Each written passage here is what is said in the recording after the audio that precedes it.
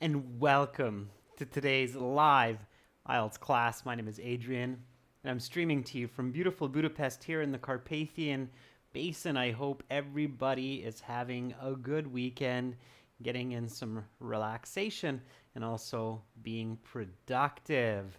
This is a members chat class. Of course, everybody is welcome to watch, and this is a special kind of class that we have for our channel members every couple of weeks. It is questions and answers. What is it? So, questions and answers about the IELTS exam or about the English language. Hi, Hassan. So, to become a member of our channel, just click the join button beside the subscribe button on the channel. If you don't see that, you can always send me an email and I can give you some more instructions. Send the email to adrian@aehelp.com. Hi, Hassan. Welcome, one of our members. I'm sure more will be joining in soon. There's Preeti. Hi, Preeti.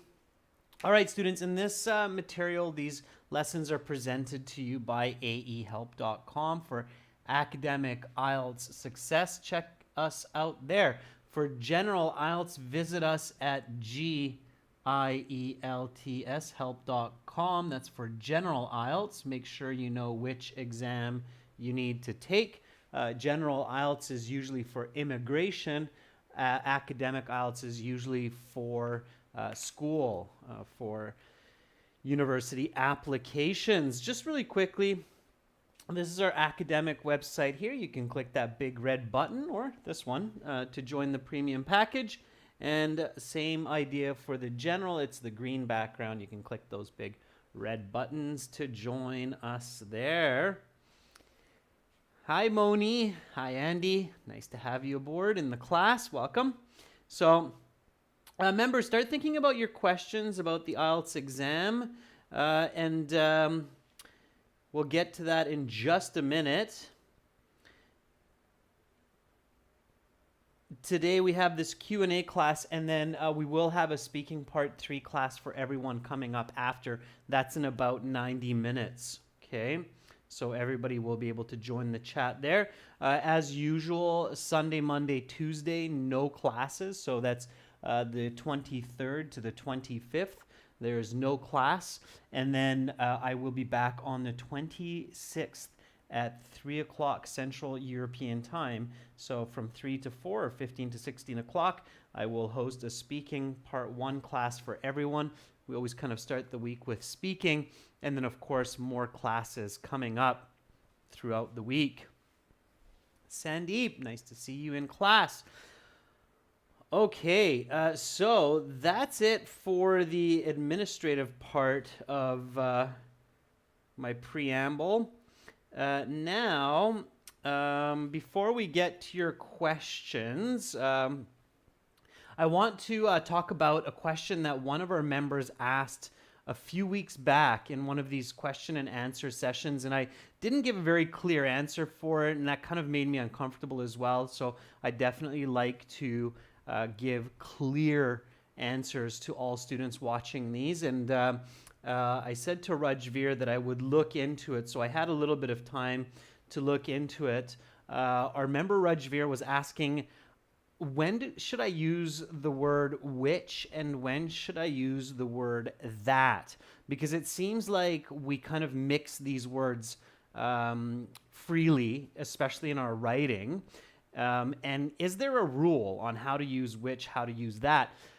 And there is, of course, there's a rule for all parts of language use in English as with other languages. Now, of course, with native speakers and people in general, we tend to ignore these rules sometimes and just use them in many kinds of ways. But when you're doing the IELTS exam, it is a good idea to know the technical part of English grammar.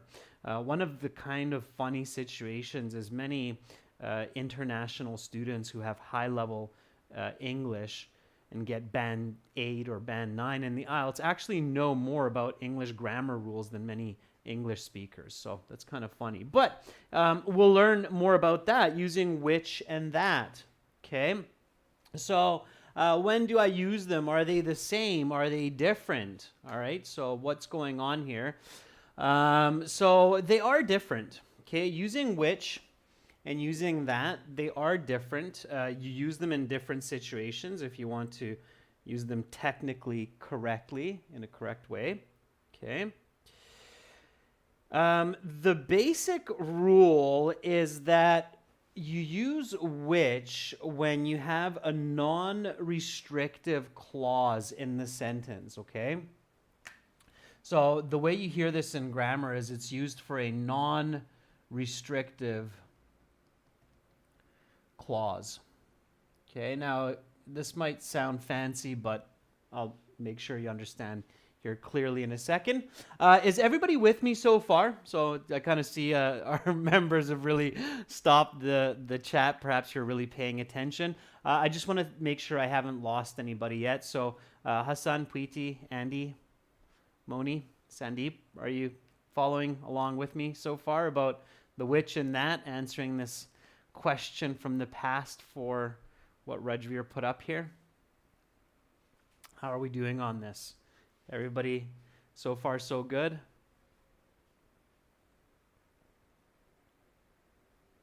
Okay, cool. And is everybody interested to know the difference between which and that in your writing so that you use it correctly?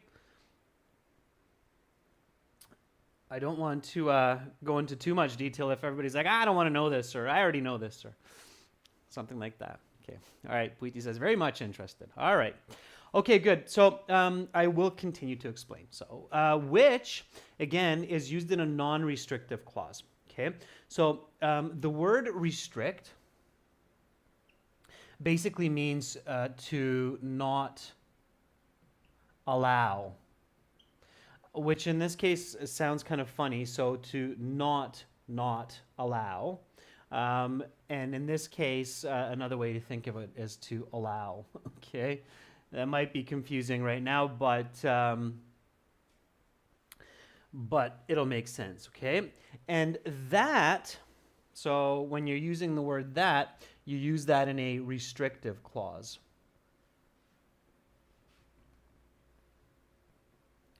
Okay, so that's the basic rule. That's the basic rule. The easiest way to learn this is with examples in your writing. So here, let's take a look at some of these examples, okay? So here you have an example of using which in the restrictive, or sorry, in the non-restrictive sense. So the old schoolhouse, which is one of my favorite historical sites to visit, is in dire need of renovation. Okay, so notice that there's a comma here, and notice that there's a comma here. And it's using the word which. So the schoolhouse, which is one of my favorite places, is in dire need of renovation. Now, the reason this is non-restrictive is because if we take this out, we can still read the sentence and the sentence makes sense.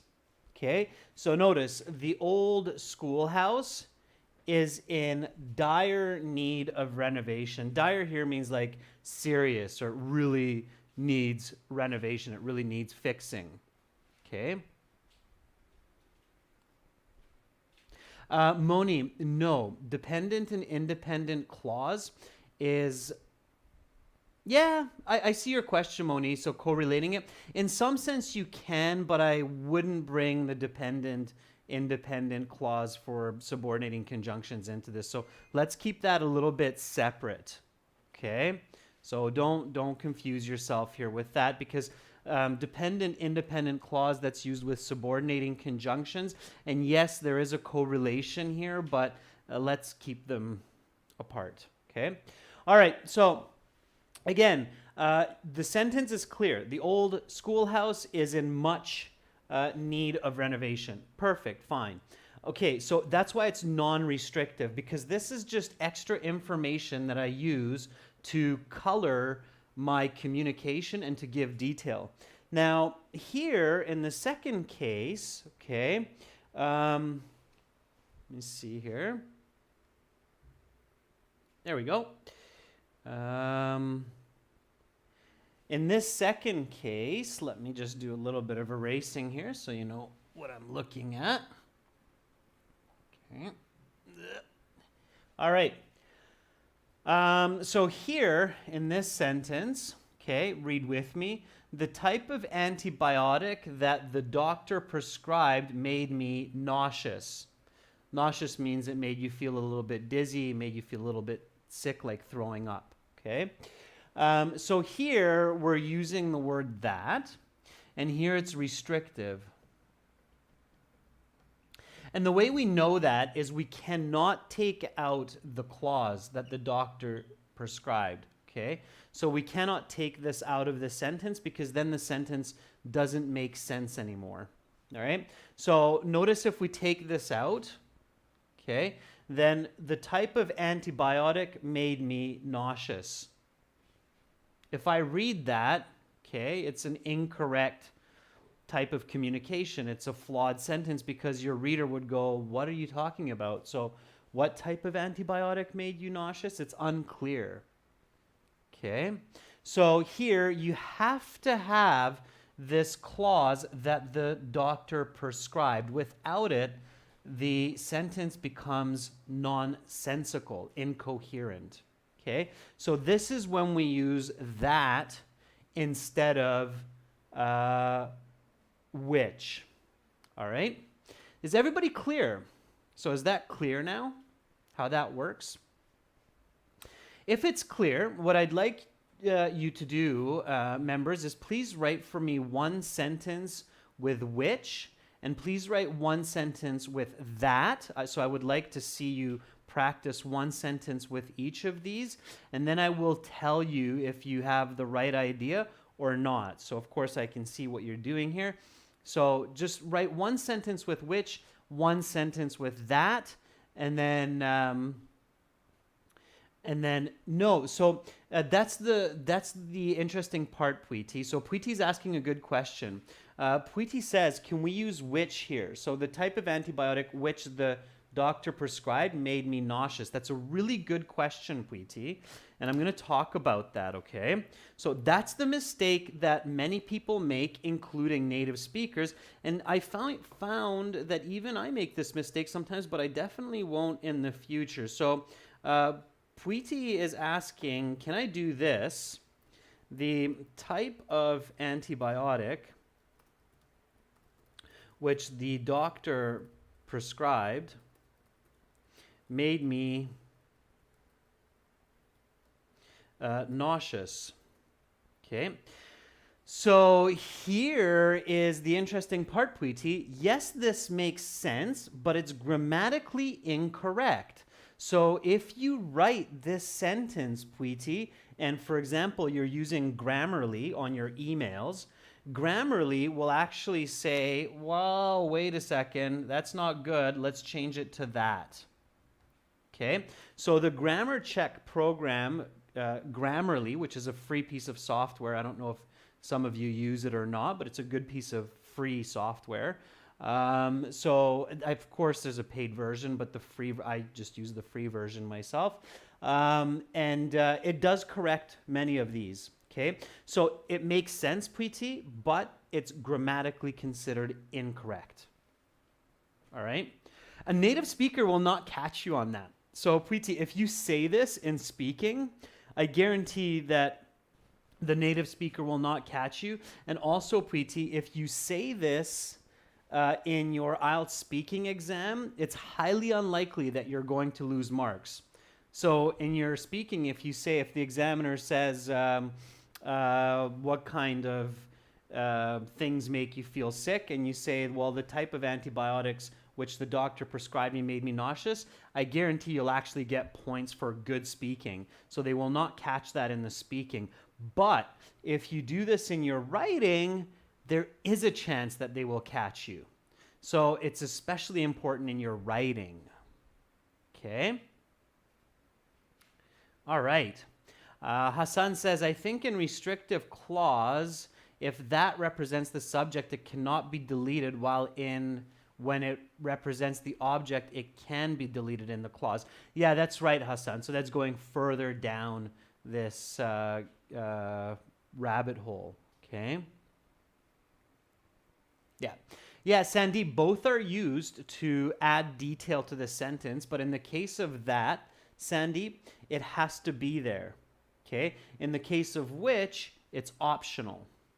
All right? Now, in your speaking and in your writing, students, you should use both. All right? You should use both. So again, just to make sure that you have a clear idea, I would like to ask you to write one sentence, original sentence. It can be any kind of idea with which and with that. Okay?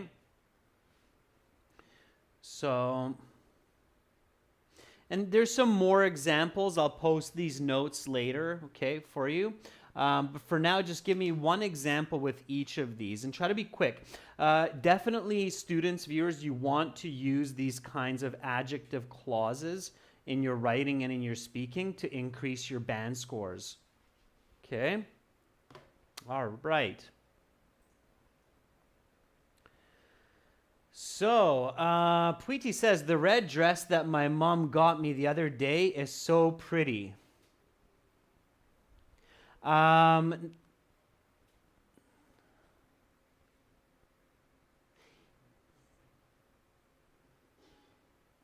Yeah, okay, sure. Yeah, that works, Preeti. Absolutely, because otherwise we don't know what red dress you're talking about.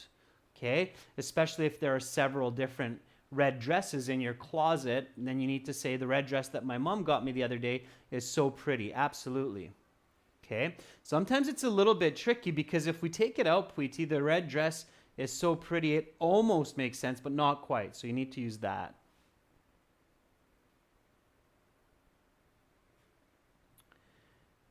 Hassan says, I bought my friend's car, which has a red color. Yeah, very good, Hassan. Absolutely. So I bought my friend's car is a sentence on its own, which has red color, is absolutely an additive clause that describes that noun. So it's good, Hassan, good. Okay. And he says, Jakarta, which is a good place to visit, is the capital of Indonesia. Very good, Andy. Yeah, absolutely. So Jakarta is the capital of Indonesia. That makes sense. So when you're adding more information, which is a good place to visit in the summer, right? I hear Jakarta, it can rain a lot. So visit it in the dry months. Jakarta, which is a good place to visit in the summer, is the capital of Indonesia. Very good, Andy. Okay, nice job. All right, so it looks like everybody's getting the hang of it.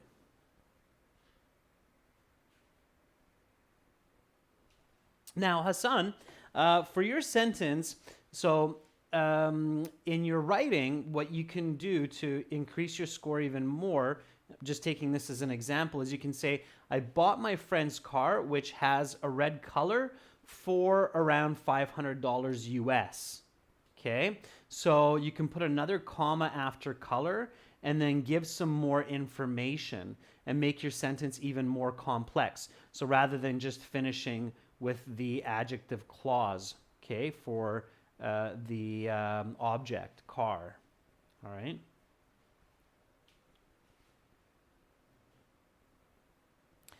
Good, Hassan. So the red car that I bought from my friend was a bit expensive. Okay. All right. Yeah, so the red car was expensive. What red car, right? That you bought from your friend. Very good.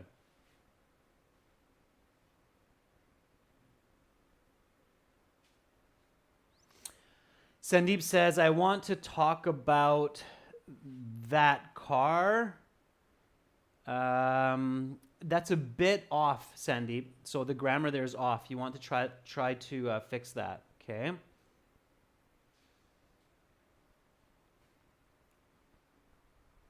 That this car, no, that's an incorrect sentence, Sandeep. So in that case, about that this, you would never have that word combination. It's grammatically flawed, about that this. Okay, so you want to work on that. All right. Okay, so practice this, students. Definitely practice this. Here's a quick kind of dirty trick, as they say. Of course, there's a trick for many kinds of grammar. There's a trick in the English language. If your sentence has a clause but does not need it, use which. If the sentence does need the clause, then use that. So that's kind of the simplest way to remember this difference between which and that. Okay, students, we've definitely spent a bit of time on this. I will add this example in these notes to the blog on our website. So if you go to, let me just show you this real quick. So if you go to either of our websites and you're in your My Student account, let me darken this up a bit here. You can find a lot of information in the blogs that can help on these kinds of topics. So just here at the top beside the Contact Us button, you see this blog button and the forum button. So if you click on the blog, then you're going to find all kinds of topics in here like IELTS Task 2 Writing Band 9, Simple but Challenging, Sample Speaking Scripts, and then you'll find, for example, here like Task 1 and 2 using commas, 12 rules to follow for commas. We just actually looked at one with using which. So I'm going to add this which versus that, these notes to the blog on the website so you can check it out there. Okay. All right, everybody clear? Yeah? On the blog and that resource that you can use. It's absolutely free, by the way, to use the blogs, to see the vlogs, so use them. Okay. All right. Okay, so you'll find it there with some other goodies in the next couple days. Okay. Those blogs usually focus on topics that are useful for students who are already like a band 5, 6, 6.5, and they just need to figure out a couple of these rules so that they can push their band score up to 7, 7.5 or higher. Okay. All right.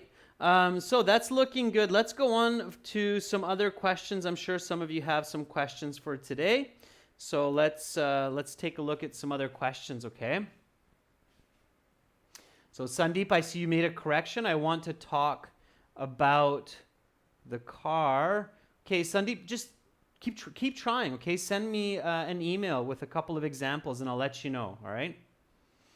Okay, so let's go on to some other questions about IELTS or maybe the English language. Of course, this is IELTS, so let's focus on IELTS as much as possible. Hassan says, can you create a mini class or a class by taking one paragraph or an essay from your correction service, which has a live correction service class, and elaborate on the pattern of mistakes? That's an interesting question, Hassan. I will consider that. It has to be voluntary. So, Hassan, I can't just take a student's essay without them obviously agreeing to that. So what I can do, Hassan, is, nope, just give me a second. My camera there decided to take a snooze. I'm not sure why. Hassan, if you send me an essay, a task 2 essay, what I can do is I can take a paragraph from it, and in the next Q&A class coming up in 2 weeks, just like what I did with the which and that, with Rajveer's question in this class, I will start the class with that paragraph and then correct it in real time and explain the corrections. How does that sound, Hassan? Does that sound like it'll work? Okay, so send me task 2. Hassan, this is for you.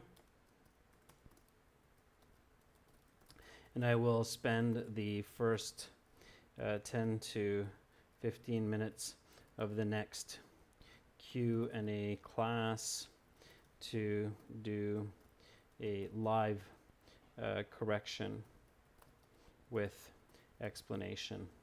Okay, and I think that will be helpful for everyone. I agree, Hassan, so let's do it that way. Okay? All right.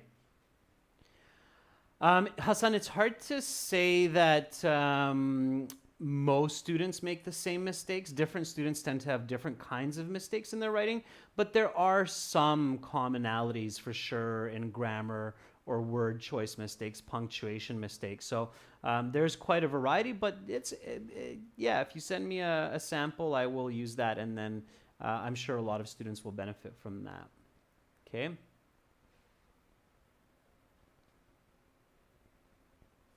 Ashraf is asking which and that both can be used as a transit to the previous sentence.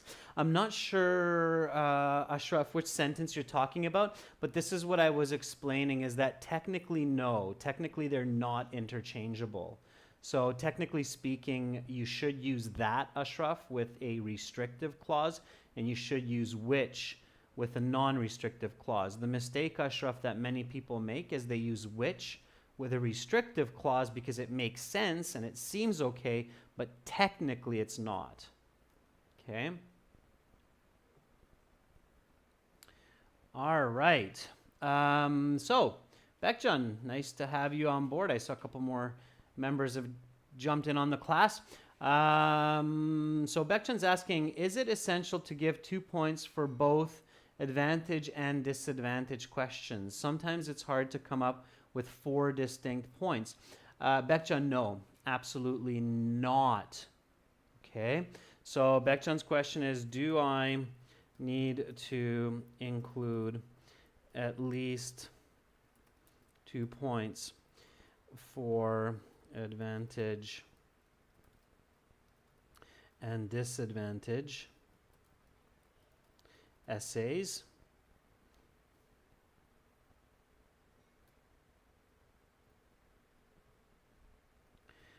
For each side, right?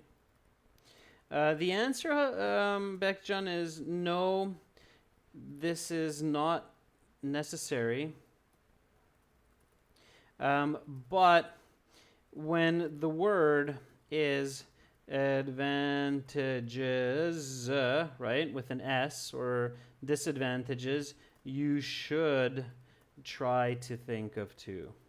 I know it's sometimes tricky, but most everything in life, Bekjan, has at least a couple of negatives and positives. Sometimes it is trickier to come up with the right answer, but when it's asking you plurals, it's probably looking for plurals.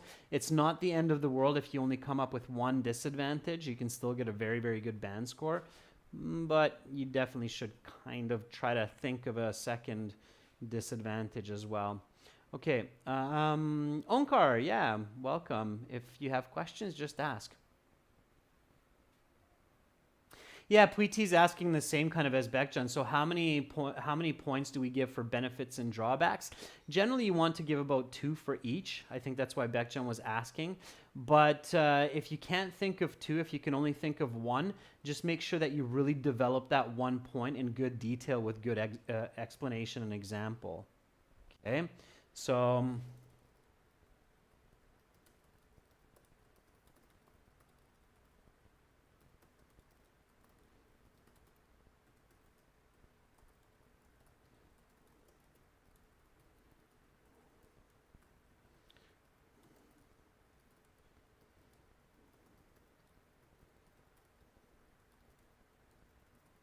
okay, so pay careful attention to that.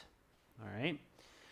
Onkar, send me an email at the end of the class, and I can send you those exclusive videos, okay, for your membership level. So again, my email for new members is adrian@aehelp.com. Just send me an email and then let me know what membership level you have, and I'll check it on our YouTube members list, and then I'll send you the perks, okay? So I'll send you an email with some links.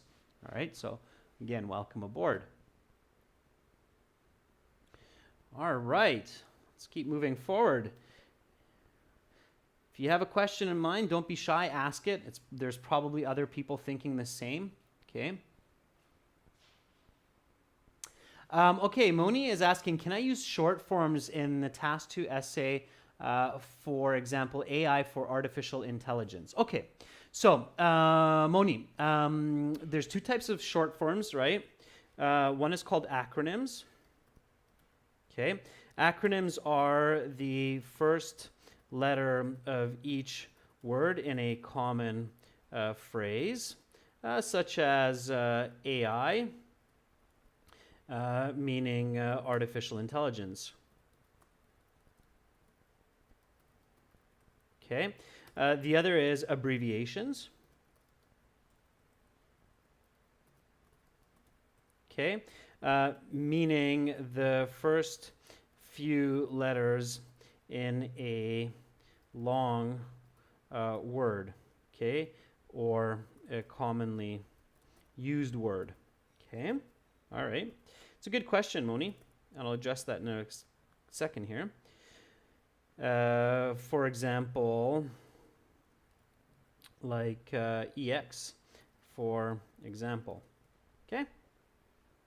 So like EX meaning example. So acronyms and abbreviations. And I think the question here, Moni, is can I use acronyms? Can I use abbreviations in my writing? Okay. So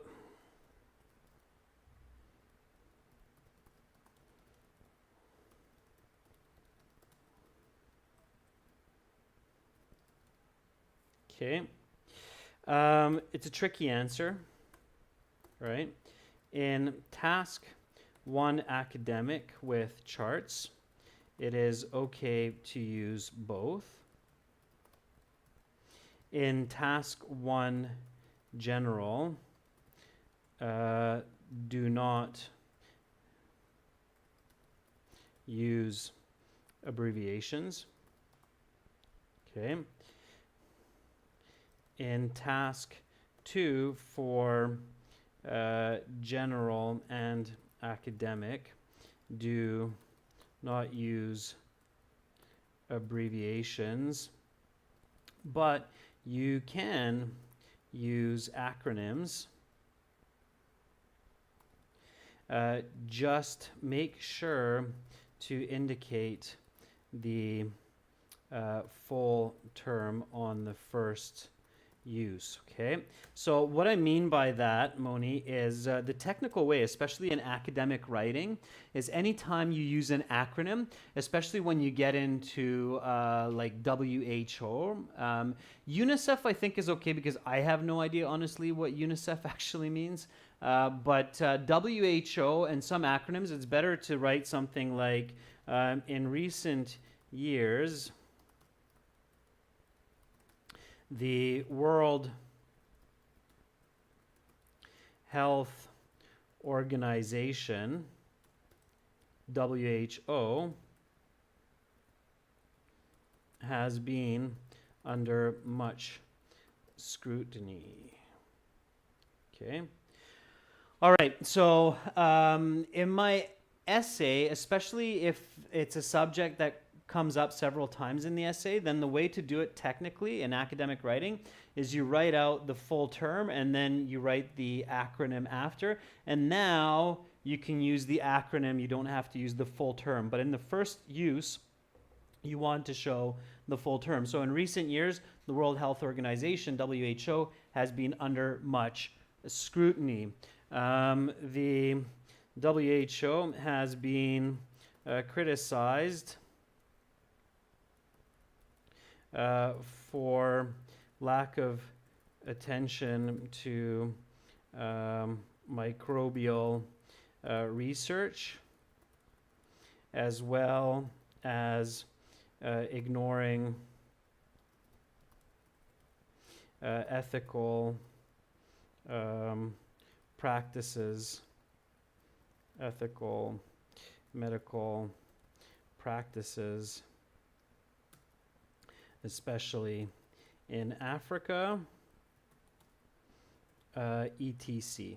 Okay, so here the WHO, so now I can use the acronym, has been criticized for lack of attention to microbial research as well as ignoring ethical medical practices, especially in Africa, etc. This you cannot do and this you should not do.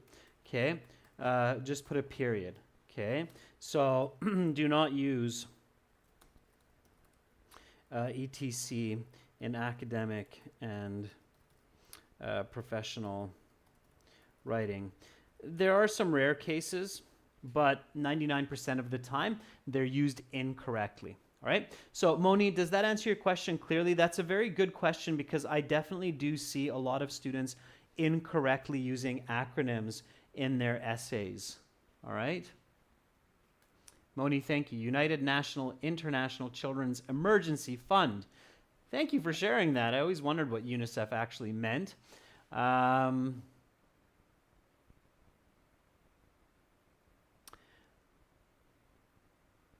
Yeah, Moni, don't use and so on. Yeah, so some people use etc, so or they'll use and so on. Don't use these, okay? Do not use etc or and so on. Yeah, don't use these, students. Does anybody know why? So why is it considered bad practice in writing to use etc or comma and so on? Okay. Does anybody know why it's bad practice to do that in writing? University and your professor will underline it and they'll say, what is this? Or don't do that. Okay. Anybody know why? Yeah, Moni, it is considered informal writing usually when people use etc or and so on. But even in informal writing, like letter writing in general IELTS Task 1, I don't recommend doing that. Okay.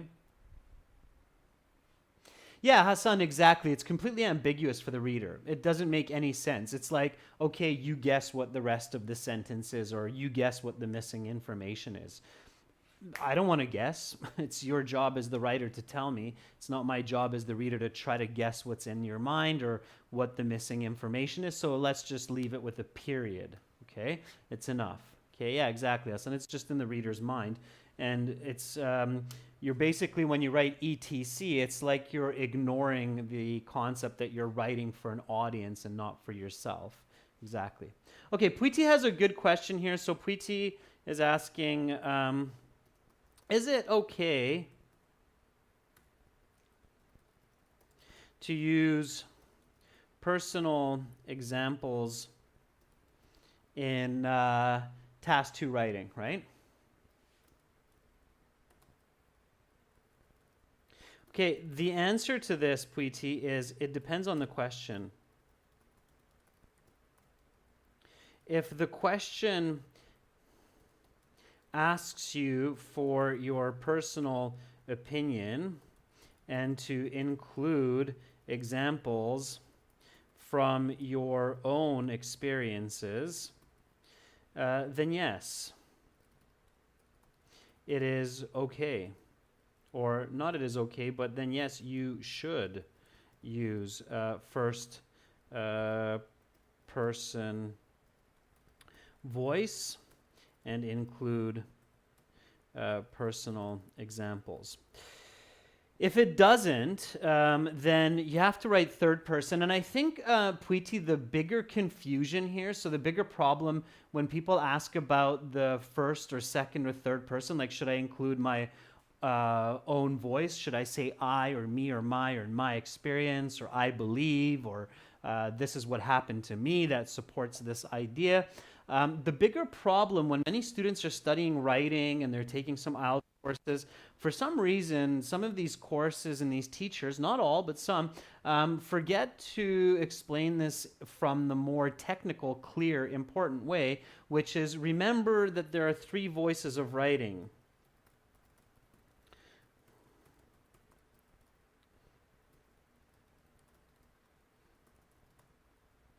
Okay. So it's very important for all academic students, especially at the college and university level, to know this, okay? And there are actually more subdomains in each of these, but the 3 top domains or top level that you have to know is first person voice, they're very simple to remember, second person voice, and third person voice, also called the third person omnipotent voice. Third person voice. Okay. So first person voice uses I, me, my. myself. And it is the personal and subjective voice of the author. Okay. Second person voice. Now, if any of you go into studying literature, then you can go really far down these different technical parts of writing and communication. But second person voice is you, your, yourself. And this is directly speaking to your reader. This is the author directly speaking to the audience. Okay.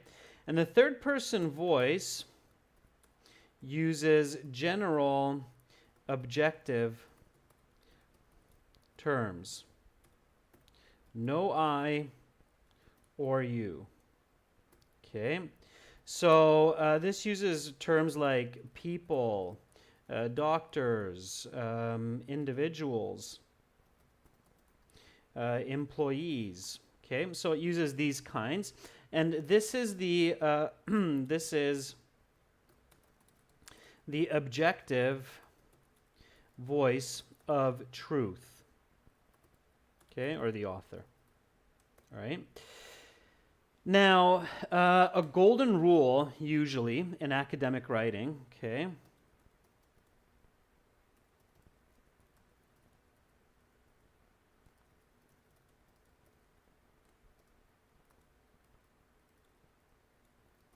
Is you must never mix voices, all right?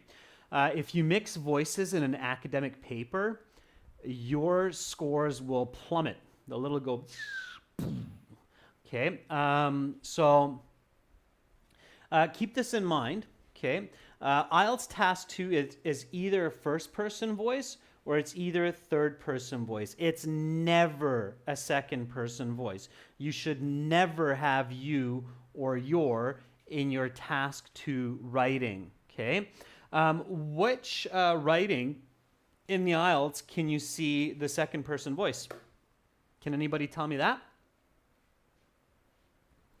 And you should never skip to second person voice from first person voice. Okay, can anybody tell me which IELTS writing uses the second person voice?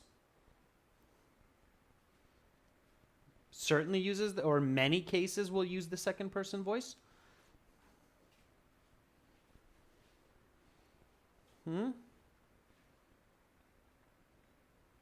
That's right, Hassan. Very good. Yeah. The general letter, like, you should come to my city and visit me, right? So this is only used in task 1 of general IELTS, because that's called a narrative essay or a narrative piece, and narrative pieces will use you, okay? Narrative pieces and instructional writing uses the second person voice. Like, you should first download this piece of software. After you finish downloading the software, you need to install this piece of software. Once you have installed this piece of software, you need to restart your computer.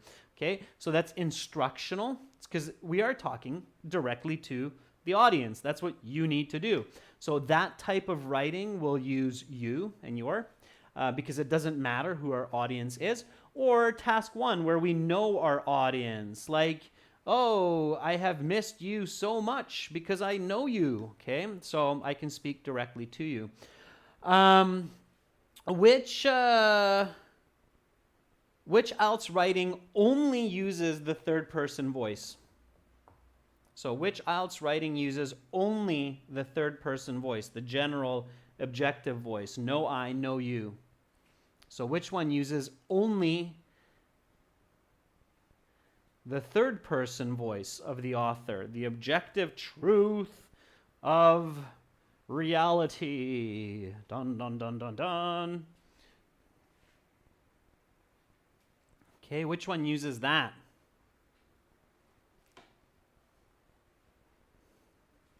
That's right, Hassan. You've been paying a lot of attention in classes, right? Task 1, academic.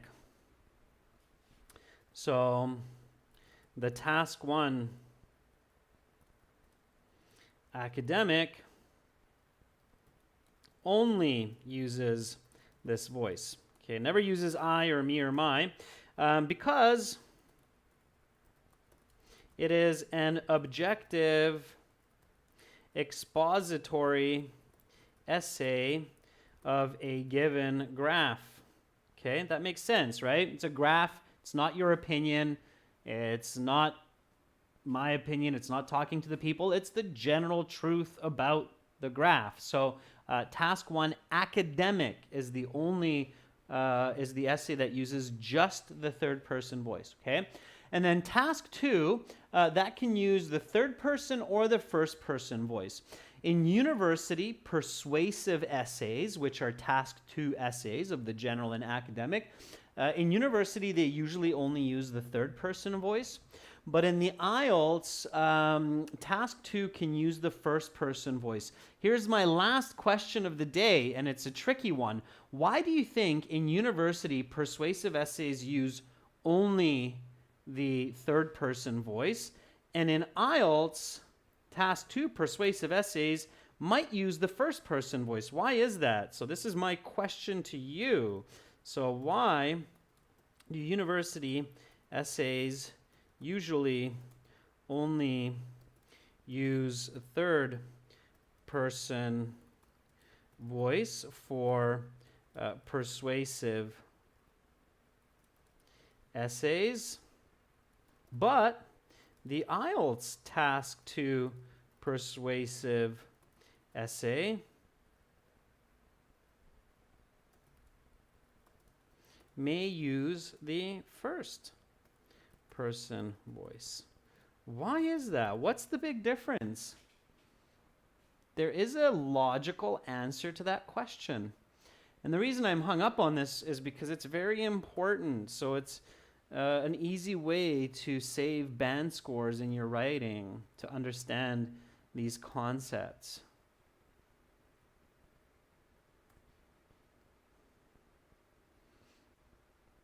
So why is that?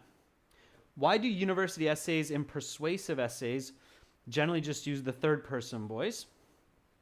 Like electric cars are 30% better for the environment than combustion engine vehicles because they create less carbon footprint and noise pollution. So that's obviously third person voice, and that's in university writing. But in task 2 for the IELTS, you might write, in my opinion, electric vehicles are better for the environment because I have noticed that they create less carbon emissions. Moni says it's because IELTS will assess my own English language level. Yeah, kind of. Yeah, very good. Okay, Hassan, you're on the right track. So Hassan says because in university we study what previous people have already discovered, and we're just students, and then we can become scientists and make our own discoveries. Kind of. Okay, so